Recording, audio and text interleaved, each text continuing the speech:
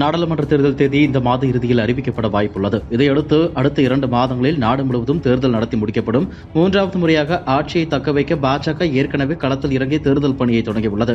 அதேவேளையில் பாஜகவை தோற்கடிக்க வேண்டும் என்ற ஒற்றை நோக்கில் காங்கிரஸ் உள்ளிட்ட எதிர்க்கட்சிகளும் ஒருங்கிணைந்து தேர்தல் பணியை தீவிரம் காட்டி வருகின்றன.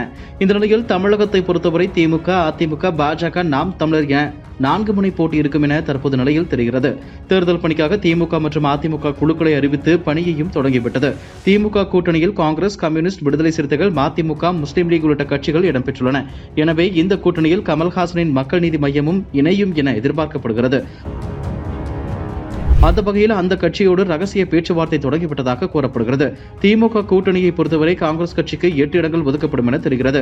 கம்யூனிஸ்ட் மற்றும் விடுதலை சிறுத்தை கட்சிக்கு 2 இடங்களும், முஸ்லீம் லீக் கட்சிக்கு 1 இடமும் ஒதுக்கப்பட உள்ளது. எனவே மக்கள் நீதி மையத்திற்கு 2 இடங்கள் ஒதுக்கப்படும் என கூறப்படுகிறது. மக்கள் நீதி மையம் கட்சிக்கு தென் சென்னை மற்றும் கோவை தொகுதி ஒதுக்கப்பட இருப்பதாக தெரிகிறது. இந்த 2 தொகுதியில் ஒரு தொகுதியில் கமல்ஹாசன் போட்டியிட வாய்ப்புள்ளதாக கூறப்படுகிறது. திமுக கூட்டணியில் உள்ள காங்கிரஸ் கட்சியோடு முதல்கட்ட பேச்சுவார்த்தை முடிவடைந்த நிலையில் அடுத்ததாக மற்ற கூட்டணி கட்சிகளோடு நாளை மற்றும் நாளை மறுதினம் பேச்சுவார்த்தை நடைபெறுகிறது. எனவே திமுகவுடன் கூட்டணி என்ற அதிகாரப்பூர்வ அறிவிப்பை மக்கள் நீதி மய்யம் விரைவில் வெளியிட இருப்பதாக கூறப்படுகிறது.